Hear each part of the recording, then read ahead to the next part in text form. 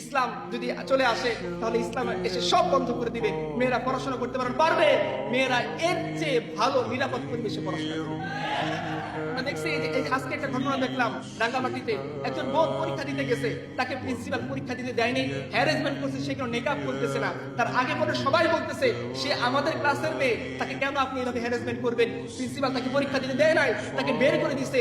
বোন বারবার বলতেছিল আমি 3 মাসের প্রেগনেন্ট, আমার এর আগে 2টা বাচ্চা মিসক্যারেজ হয়েছে, আপনি আমাকে হ্যারাসমেন্ট করেন না।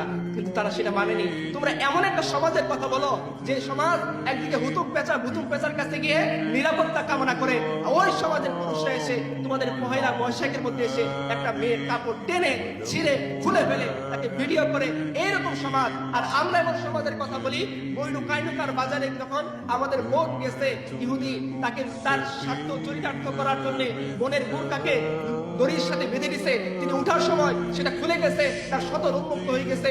ওইখানের বাজারে ছিল মুসলমান, যে বোনের এরকম নির্যাতন থেকে সে সহ্য করতে পারেনি, সে এক রূপে ওই ইহুদির কাল্লার তিনি দ্বিখণ্ডিত করে দিয়েছে।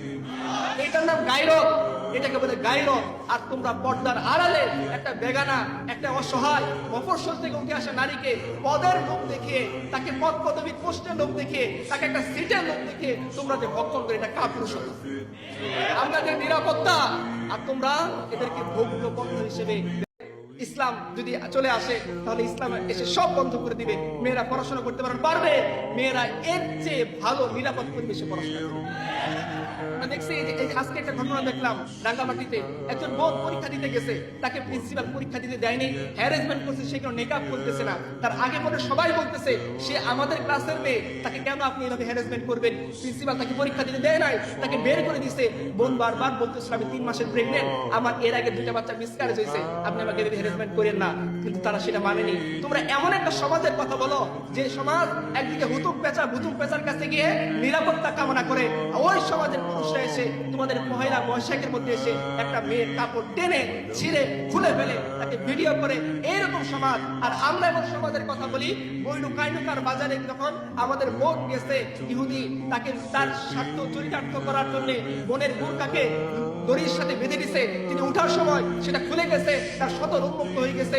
ওইখানের বাজারে ছিল মুসলমান, যে বোনের এরকম নির্যাতন থেকে সে সহ্য করতে পারেনি, সে এক রূপে ওই ইহুদির কাল্লার তিনি দ্বিখণ্ডিত করে দিয়েছে।